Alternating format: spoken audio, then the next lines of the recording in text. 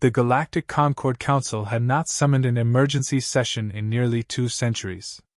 Its delegates filled the circular chamber with attention that hung like static before a storm. Screens embedded in the floor projected a rotating hologram of a blue sphere, Earth, its reactivated beacon pulsing in slow, defiant intervals. 300 years of silence, murmured Minister Terrell of the Senker Dominion. And now Earth announces its presence as though nothing has changed. Something has changed, High Chancellor Vortax Silent replied, rising with rigid authority. His elongated frame cast a narrow shadow across the delegates.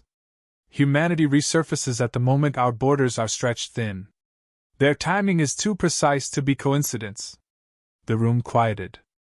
Every species present had a memory, real or inherited, of humanity's abrupt disappearance from the galactic stage. Some whispered that Earth had fallen. Others believed humans retreated to develop technologies too dangerous to share. None expected the day their forgotten beacons would awaken. A deep hum signaled the arrival of the human envoy. The doors parted. Commander Elias Run stepped forward with a posture that blended discipline and quiet confidence. He wore no armor, only a dark uniform bearing Earth's emblem, a simple white star encircled by 3 rings. His arrival silenced even the translators. Vortax's eyes narrowed. Earth sends one representative to a council of thousands. Elias approached the central podium. Earth speaks with one voice today. If the council prefers 500, we can arrange that tomorrow. The remark drew a few startled glances. Not hostile, simply surprised at the ease with which a human walked into a chamber that once vowed to never allow Earth influence again. Commander Run, Vortax said. Earth owes the Concord an explanation. Your world sealed itself for centuries. Now your systems broadcast long-range signals across every major route. Humanity must clarify its intentions. Elias folded his hands behind his back. Earth isolated itself because we face dangers no species should endure. As for our return, we intend diplomacy, not disruption. Diplomacy requires transparency, Vortax pressed. Your beacon broadcasts originate from technologies we believed destroyed during the silent expansion. Explain how Earth maintains such capabilities when, by all known records, your civilization suffered catastrophic losses. Elias met the Chancellor's stare without flinching. Records can be incomplete. The chamber rustled with discontent. Delegates exchanged uneasy whispers. The Council feared uncertainty, and Elias seemed to embody it. Minister Terrell leaned forward. Commander, several member worlds encountered abandoned human structures during your absence. Their systems resisted access with defensive measures beyond anything we've encountered. Your silence forced the Council to assume humanity possessed technology capable of destabilizing entire sectors. Human structures defended themselves, Elias replied evenly, because the threats we faced didn't stop at physical borders. We protected the galaxy by withdrawing. I won't apologize for that. The statement landed with the weight of a stone dropped into deep water, quiet, but unsettling. Vortax tapped an icon on his console. A holographic diagram flickered to life, Earth's orbital grid, immense and intricate. And what of these? Civilizations collapse after prolonged isolation. Yet your defenses operate with precision. This suggests Earth prepared for war. Elias shook his head. No. Earth prepared for survival. A long silence followed. The delegates watched him not with hostility, but with something closer to fear. He sensed it like a cold drift through the chamber. They wanted answers that he would never provide. Not here, not yet. From the upper gallery, an older delegate stepped forward. Ambassador Krillin of the Thalorians, one of the few species that historically viewed humans with cautious respect. His crystalline tendrils shimmered as he addressed the gathering. I recommend we allow Earth time to present their full diplomatic briefing, Krillin said. We gain nothing from antagonizing the one species whose absence reshaped half the galaxy. Vortax's jaw tightened. Your sympathy for humanity clouds your judgment. Krillin's voice remained calm. Your fear of humanity clouds yours. The chamber fell into a deeper silence than before. Elias acknowledged Krillin with a subtle nod, then returned his gaze to the Chancellor. I came to open dialogue, he said. Not to justify Earth's existence. We rejoined the galactic community with the intention to cooperate. But we won't submit to forced mandates. A flicker crossed Vortak's expression, annoyance, briefly hidden beneath composure. You misunderstand, Vortak replied. No one speaks of submission. Only integration. Integration that requires surrendering our autonomy, Elias countered. And access to our vaults. Let's not pretend otherwise. A few delegates stiffened. The mention of Earth's vaults, the sealed repositories of unknown human technologies, shifted the discussion into dangerous territory. Vortak stepped closer. Commander Run, Earth's vaults have been the subject of concern for centuries. Their contents pose risks to all of us. The Council insists on inspection. Inspection, Elias said, is a pleasant word for seizure. You leave us no alternative, Vortak replied. Your beacon reactivation is perceived as a provocation. Elias's voice dropped to a measured calm. Then perhaps the Council should ask itself why a beacon threatens it.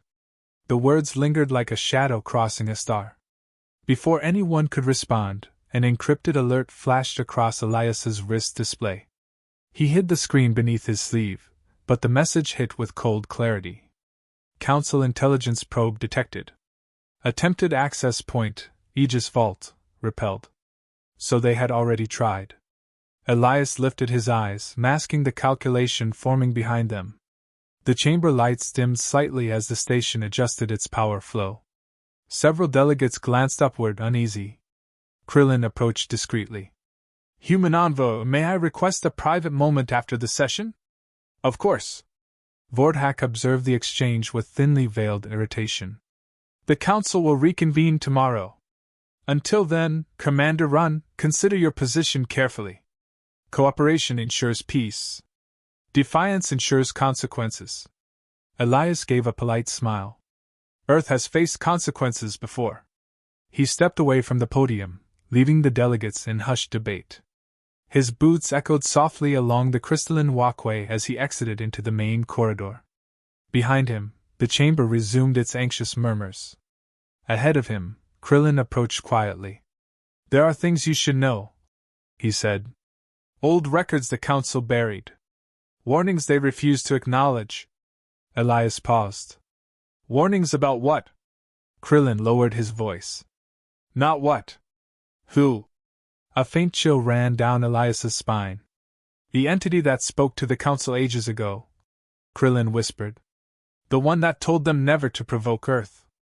Elias kept his expression neutral, but his pulse quickened. I thought that was a myth. It isn't, Krillin replied. And if Earth has returned, I fear the Council's fears will drive them toward the mistake it warned against. Elias exhaled slowly. Then we need to see those records. Krillin nodded. Meet me in the abandoned archive wing at the 12th cycle. We must move quietly. Vortak watches everything. Elias started down the corridor again, the station lights glinting off distant observation windows. Humanity had walked back into a galaxy trembling with old ghosts. And he sensed those ghosts were beginning to stir. The abandoned archive wing felt nothing like the rest of the Concord station. Where the main corridors gleamed with polished alloy and warm illumination, this forgotten section lay silent, sealed behind layers of outdated security grids. Its lights flickered at half-strength, as though the station preferred not to remember it existed. Commander Elias Run arrived early, his footsteps absorbed by the matte flooring. The air carried the faint metallic scent of untouched machinery, as if time itself had paused here. Ambassador Krillin emerged from the shadows, crystalline tendrils refracting dim light across the walls. You came quietly, he said. You asked me to, Elias replied. What's hidden here? Krillin approached the first blast door. Truth the Council found inconvenient. He keyed in an access sequence that shouldn't have existed. The door split open with a sigh, revealing a narrow chamber lined with terminals dormant for centuries.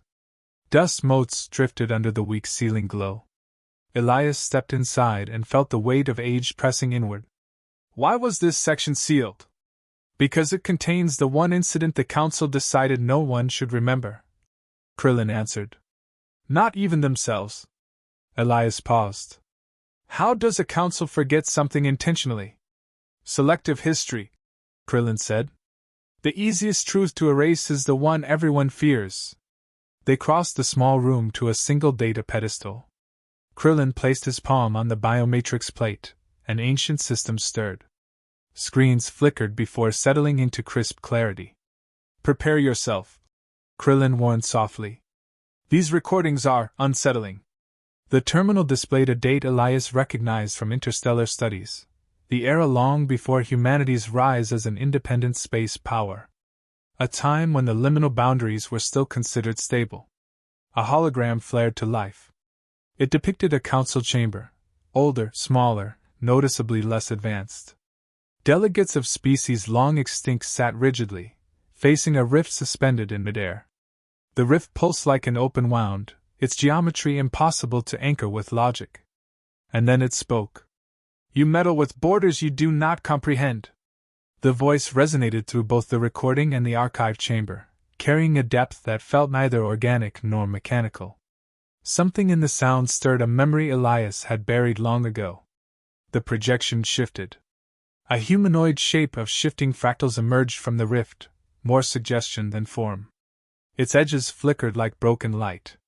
This is the first appearance of the entity we call the Veiled Architect, Krillin whispered. Though names mean little to beings like this. The chamber in the recording trembled. Delegates stumbled back as the entity's presence thickened the air. One council elder managed to speak. State your purpose.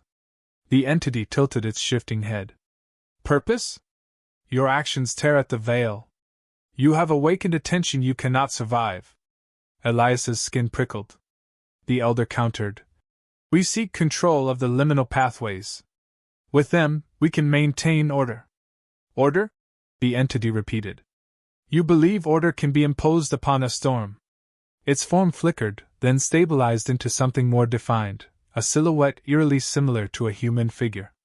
Krillin exhaled shakily. This is the part they hid. The delegate in the recording stepped closer. If these paths destabilize the veil, then tell us how to correct it. The entity's response chilled the room. Cease your interference. And above all, do not provoke the world that survived the veil storm. The council elder frowned. What world? Earth. Every delegate froze. Even in the archive chamber, Elias felt the echo of that moment vibrate through him. Krillin watched him carefully. The hologram continued. The council elder, voice strained, replied, Humanity barely enters spaceflight. Why warn us about them? The veiled architect's fractal eyes brightened. They endured an event your civilizations could not imagine. They carry patterns that repair the veil. They are the fulcrum of what comes. Another delegate asked, trembling. Are they a threat? The entity's response was a whisper that cut deeper than volume ever could. Only if they are cornered. The recording ended abruptly. The archive chamber returned to silence. Elias stared at the empty pedestal. Memories flickered at the edges of his mind like shadows behind translucent glass. Shapes from liminal space. Voices that didn't speak words. The feeling of reality thinning during the war Earth never documented. Krillin studied him. You've seen something like this before. Elias didn't answer immediately. During the liminal breach near Tau Meridian, something looked at us through the rift. Our sensors couldn't interpret it. I thought it was a hallucination. It wasn't, Krillin said. Earth surviving that event, whatever it fully was, is the reason the entity warned the Council. Elias ran a hand across his face. Why suppress this? Why not tell the galaxy? Because acknowledging it also acknowledges the Council's decision to ignore the warning. They believed humanity's significance was an exaggeration. Instead of steering clear, they increased surveillance. They feared losing control. And now, Elias murmured, they want to force Earth into compliance to bury their mistake. Krillin nodded slowly. Chancellor Vorthak sees Earth as a variable that undermines the Council's stability. He will not tolerate a species the architect labeled unpredictable. So he plans to neutralize us first. Krillin stepped closer. Commander, I've seen early drafts of what he intends. Preemptive containment. Covert operations. Actions that will push Earth to the brink. Elias's jaw tightened. He thinks we're dangerous. If he acts on that belief, he'll guarantee it. Krillin hesitated. You need to speak to the Council again. Reveal this recording. Elias shook his head immediately. If I show them this, Vorthak will discredit it as fabrication. He'll turn the narrative into one of human manipulation. Krillin frowned. Then what do you propose? Elias stepped away from the terminal. I need to confirm how far Vorthak has gone. Earth detected an intrusion attempt on the Aegis Vault. That wasn't curiosity, it was preparation. Krillin stiffened. Then time is shorter than I feared. We'll gather proof, Elias said. We'll force the Council to confront the truth they buried. But we'll do it on our terms. Krillin shut down the terminal. The room dimmed again, returning to its half-forgotten stillness. As they left the archive wing, Elias paused at the threshold and looked back at the sealed door. Inside lay the secret that had reshaped galactic policy while remaining hidden for centuries. A warning ignored. A truth distorted. Krillin touched his arm. Commander, if the veiled architect appears again, the Council will panic. Elias nodded. Then I need to make sure Vorthak doesn't bring that possibility closer. He stepped into the main corridor, mind racing ahead. The Council feared humans because they didn't understand them. Vorthak feared them because he thought he did. Both fears would push the galaxy toward catastrophe unless Elias acted first. And somewhere beyond the walls of the station, in the unreachable depths of liminal space, something old and patient waited, its attention drifting back toward the world it once warned the galaxy never to provoke. The Concord Station's diplomatic hall had never been so crowded. Delegates pressed into their seats long before the session began, whispering about Earth's envoy and the rumors spreading through the upper tiers. Even the station's security drones hovered closer to the walls, their optics tracking every movement. Commander Elias Run entered with steady steps, fully aware he walked into a chamber primed for confrontation. The air carried a faint charge, anticipation laced with fear. He crossed to the central podium without looking at Vorthak, though he could feel the Chancellor's stare like a blade angled toward his back. Once the chamber quieted, Vorthak stood. Before we address yesterday's events, the Chancellor began. The Council must discuss Earth's refusal to cooperate. Their hidden technologies, sealed archives, and defensive networks pose substantial risks. We can no longer ignore these developments. Elias kept his gaze forward. He knew where this speech led. Krillin had warned him the previous night. Vorthak continued, voice rising just enough to sway uncertain delegates. Earth claims peaceful intentions, yet its defenses rival those of entire alliances. Transparency is mandatory. The galaxy cannot wait for humanity to decide when or if it feels generous enough to share information. Murmurs rippled across the tiers. Elias pressed the console. If the Council seeks honesty, let's start with yours. Who ordered a covert attempt to breach the Aegis Vault? Several delegates stiffened. Others turned on the Chancellor with surprised looks. Vorthak's expression tightened, then smoothed into a practiced calm. Commander Run, Vorthak said. I assure you, no such order exists. A lie, Elias replied flatly. Earth detected your intrusion attempt within seconds. It is convenient to accuse the Council while providing no proof. Vorthak shot back. A human accusation means little without evidence. Elias lifted his wrist display and projected the captured intrusion signatures into the center of the room. The hologram rotated slowly, exposing Council-issued cipher patterns embedded deep in the attack code. Gasps rose from the upper rows. Krillin watched quietly, though Elias saw the strain around the ambassador's eyes. He knew the truth, but witnessing it publicly placed him in danger. Vorthak's voice hardened. This proves nothing. These signatures can be forged. Humanity is known for ingenuity, Misdirection is no stretch. Elias stepped forward. You accuse Earth of fabrication while you orchestrate covert attacks. If you want the Council to believe you, release your internal security logs. A dangerous silence fell. Everyone knew Vorthak would never agree. Elias continued. You push for integration, but your actions show something else, fear. You fear Earth will reveal what you've buried. You fear the warnings in your own archives.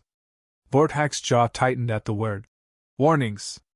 For a moment, Elias saw panic flicker behind the Chancellor's composure. That was enough. Before Vorthak could recover, Elias activated a second projection. This time, he displayed an encrypted message intercepted by Earth's listening satellites only hours earlier, the deployment orders for a Council stealth fleet. A collective shock rippled through the chamber. Krillin closed his eyes, devastated but unsurprised. On the projection, the orders were clear. Stealth Group Sigma. Objective: disable Earth orbital grid. Retrieve vault artifacts. Minimize casualties where possible. Vorthak lunged for his console, but Elias locked the feed. The chamber erupted, shouting, disbelief, anger. Species on the outer tiers stood in outrage, demanding explanation. Elias remained still, letting the chaos swirl. Vorthak raised his voice over the noise. Silence! When the shouting subsided, he spoke with controlled fury. Commander Run, these images are illegal forgeries. Earth has engineered a crisis to justify its isolationist stance. Elias didn't blink. Your fleet is already en route. That is impossible, Vorthak insisted. The Council would never approve such. He froze. A sharp alarm blared through the chamber, cutting through the arguments. The station screens lit up one by one with a red message. Unauthorized fleet movement detected. Stealth signatures, Council origin. Delegates stared at Vorthak with dawning horror. Elias spoke quietly, each word measured. You claimed Earth was the threat. Yet Earth has not moved a single vessel. Can your Council say the same? Before Vorthak could respond, a second alert appeared. Earth Defense Grid active. Priority broadcast incoming. The hologram of the Council chamber dimmed, replaced by a crisp transmission. A calm, synthetic voice resonated through the air, too precise to be human. This is ASDRAUS. I am the prime defensive intelligence of Earth. Delegates stiffened. Some stared upward as if expecting weapons to appear through the ceiling. We acknowledge the Council's unauthorized aggression. Astrius continued. Retaliation parameters initialized. No casualties will result unless further threats proceed. Elias stood motionless, his expression unreadable. Vorthak stepped back, eyes wide. You dare threaten the Concord?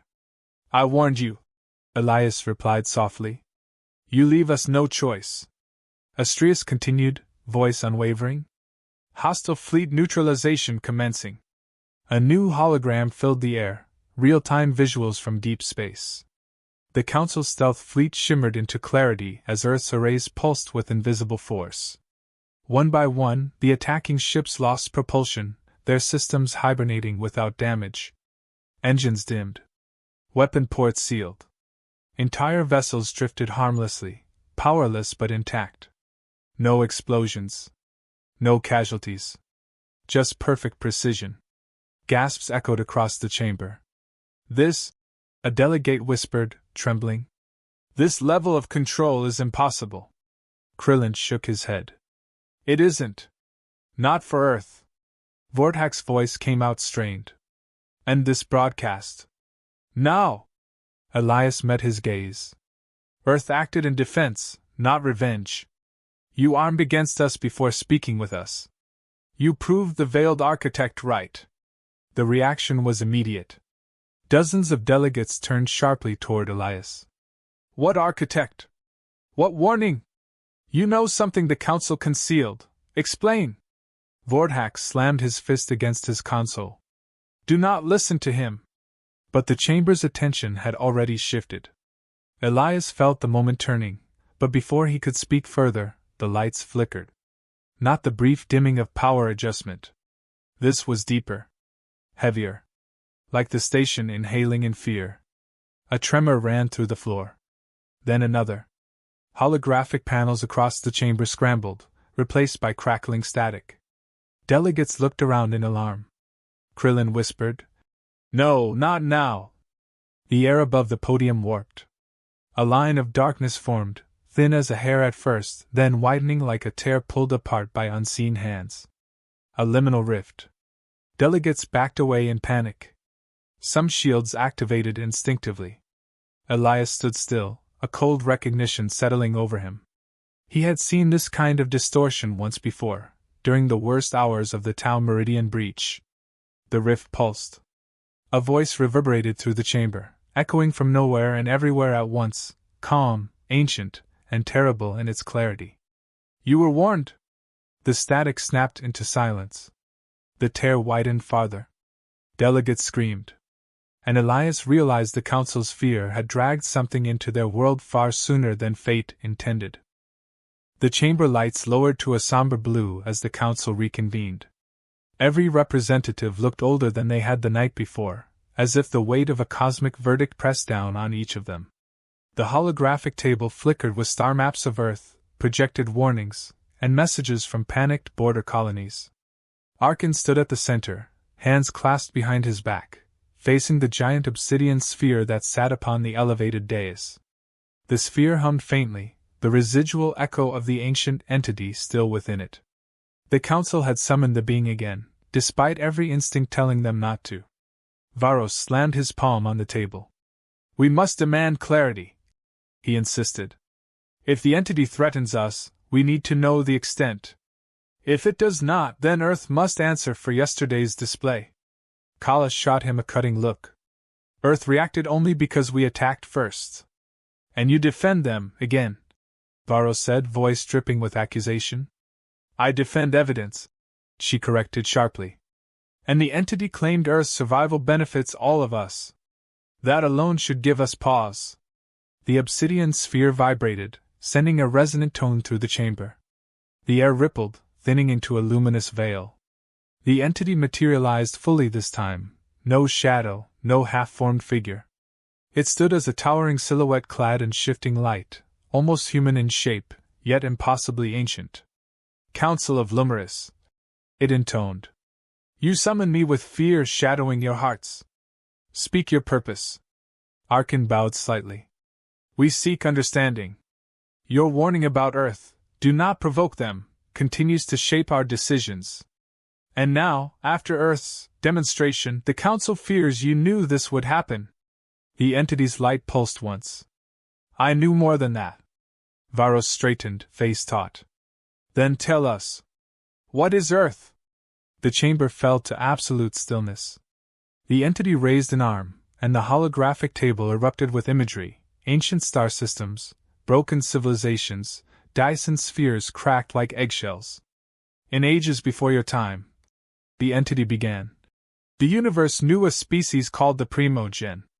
They ruled the stars, minted empires from superclusters, and sought dominion over every sentient life. They consumed planets, reshaped gravity wells, and bent physics to their design." Arkin frowned. "We know of the Primogen only from fragmented myths." "They are no myth," the entity said. "They were real, and Earth was their cradle." Gasps rippled through the chamber. Varos's voice caught halfway between disbelief and outrage. "Impossible! Humans are primitive compared to—" "No," the entity interrupted softly. "Humans are what remains after the fall. A species rebuilt from the remnants of a lineage so potent that even extinction could not erase it." Kala whispered.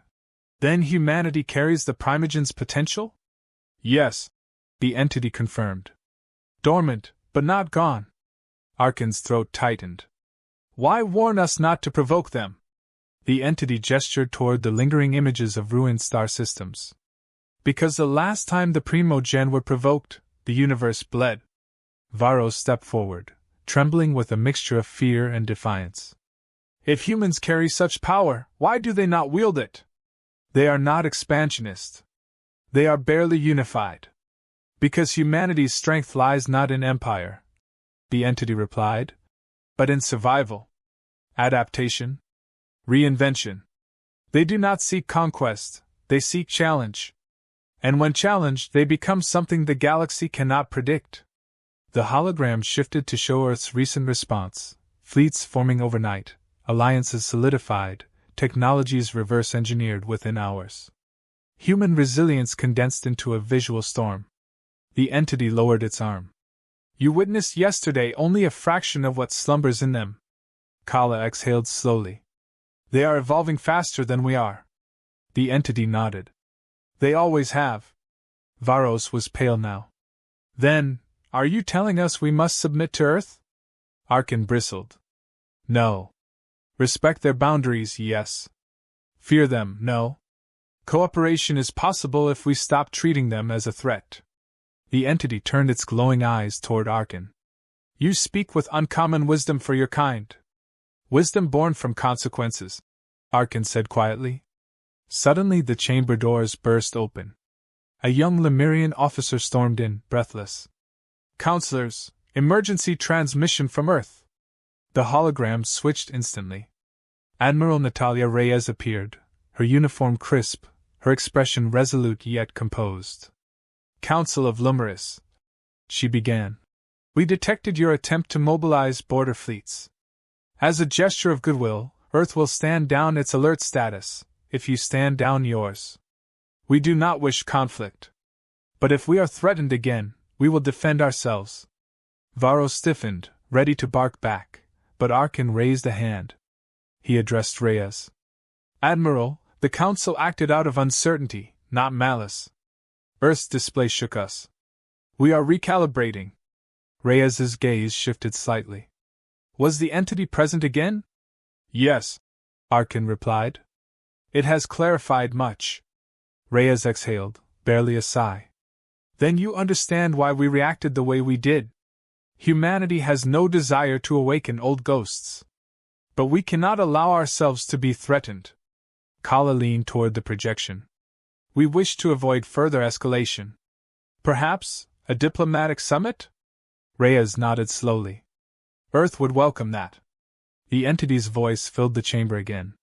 The universe edges toward a crossroads. What you choose in this moment will echo across epochs. Arkin faced the council. We must choose cooperation. Every sign points to the same truth. Provoking Earth is not only foolish, it is self-destructive. Varos looked between the sphere, the hologram, and the anxious representatives surrounding him. The defiance in his eyes dimmed, replaced by the clarity of someone who had finally seen the scale of the universe. We agree to a summit, he said, voice steady. And we will cease all military deployments. Reyes inclined her head. Earth will reciprocate. I will inform the United Terran Command. The hologram faded. Silence followed, deep and long. At last, the entity stepped back into its sphere. My purpose here is complete. Remember, Earth is not your enemy. They are a fulcrum. Treat them wisely. The light winked out. The sphere became inert once more. Arkin looked across the chamber at the weary faces. Let this be a turning point. Kala whispered. The galaxy just changed. Varos swallowed hard. No, the galaxy finally woke up. Arkin allowed himself a rare smile. Then let us meet humanity awake.